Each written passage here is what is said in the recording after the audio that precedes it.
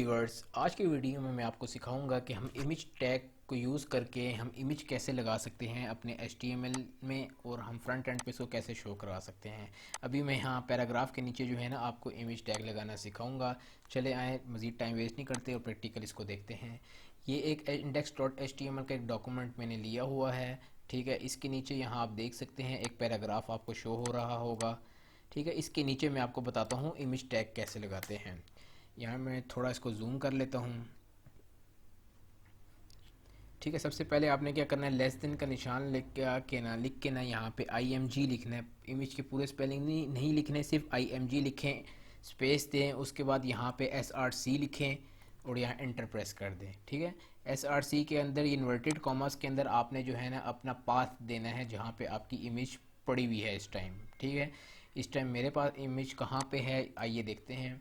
ये देखें, डाउनलोड के फोल्डर के अंदर मैंने एक फ़ाइल बनाई हुई है फाइल के नाम से। ठीक है, इस फाइल के अंदर मेरी पूरी वेबसाइट के डॉक्यूमेंट है, इंडेक्स की फ़ाइल भी है, स्टाइल भी है और यहाँ इमेज भी एक पड़ा हुआ है जिसका नाम है कवर। और इसकी जो टाइप है ना वो है JPG, ये आपको शो भी हो रहा होगा। अब इस कवर को मैं कैसे यहाँ पे एक्सेस दूंगा कि ये मुझे वेबसाइट पे शो कर सके।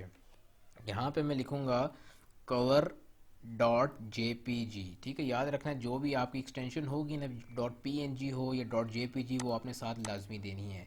ये देने के बाद आप फिर स्पेस दें और उसके बाद alt लिखें, ALT लिखें और फिर इन्वर्टेड कॉमास के अंदर आप सेम वही नाम यहाँ पे लिख दे जो कि आपने SRC में दिया हुआ है।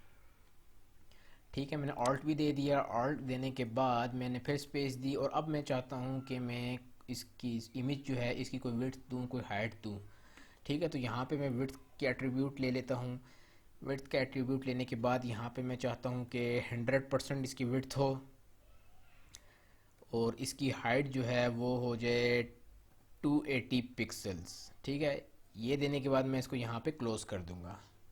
इसको क्लोज करने के बाद ये हमारा इमेज का टैग जो है यहाँ पे लग चुका है। इसको मैं सेव करता हूँ। सेव करने के बाद इसको देखते हैं कि ये फ्रंट एंड पे यहाँ पे शो हमें हो करता है कि नहीं। ठीक है, मैं यहाँ से पेज रिफ़्रेश करता हूँ और आप ये देख सकते हैं कि ये कितना खूबसूरत सा बैनर एकदम मेरे सामने यहाँ पे आ चुका है। ठीक है, आप इसमें साइज़ कम करना चाहें, अगर मैं इसका साइज़ यहाँ पे 500 कर दूँ। ठीक है, 5000 हो गया, 500 कर देता हूँ और इसको अगर रिफ़्रेश करूँगा देखिएगा इसका साइज़ बढ़ जाएगा। ये देख रहे हैं ये 500 हो चुका है, लेकिन ये इमेज 500 पिक्सल की नहीं थी जिसकी वजह से ये थोड़ी सी कंप्रेस हो चुकी है। अच्छा, अब यहाँ पे जो मेरा फ़ोल्डर है फ़ाइल के नाम से, इसके अंदर मैं एक फ़ोल्डर बना लेता हूँ इमेज के नाम से। ठीक है, और ये जो इमेज है मैं इसको रख दूंगा इस फोल्डर के अंदर। अब मैं यहाँ बताता हूँ आपको कि अब मैं कैसे एक्सेस करूँगा, क्योंकि प्रोफेशनल तरीका ही यही है। जब आप कोई फ़ाइल बनाते हैं उस फाइल के अंदर जो एक अलग से फ़ोल्डर बनाते हैं इमेज का और उसके अंदर आप अपनी पूरी वेबसाइट की इमेजेस रखते हैं। अब इसको एक्सेस करने के लिए मैंने क्या करना होगा, मैंने जस्ट यहाँ सोर्स में आना है। सोर्स में कवर से पहले जो इमेज का जो नाम है उससे पहले अपने फ़ोल्डर का नाम देना है और फॉरवर्ड स्लैश लगा देना है। देखे, मैंने जैसे ही फॉरवर्ड स्लैश लगाई है मुझे उसने ऑटो सजेस्ट कर दिए इमेज का नाम। ठीक हो गया।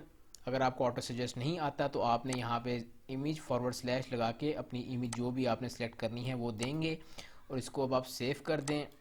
और अब देखते हैं ये हमारे पास इमेज रहती है या नहीं। देखिए, इसको रिफ़्रेश कर रहा हूँ, इमेज वहीं की वही है, इमेज ख़त्म नहीं हुई। अब मैं आपको बताता हूँ ये ऑल्ट कैसे वर्क करता है। ठीक है, यहाँ पे सपोज करें मैंने JPG के साथ कोई एक दो वर्ड एक्स्ट्रा लगा दिए। ठीक है, अब ये इमेज लोड नहीं होगी। इसको मैं रिफ़्रेश कर दूंगा तो यहाँ पे देख रहे हैं लिखा हुआ आ रहा है cover.jpg। ये ऑल्ट की वजह से आ रहा है कि जब इमेज ना आपकी लोड ना हो रही हो तो ये जो आप ऑल्ट पे जो भी नाम देते हैं वो लोड कर देता है, जिससे डेवलपर को या यूज़र को पता चल जाता है कि ये इमेज यहाँ पे नहीं है।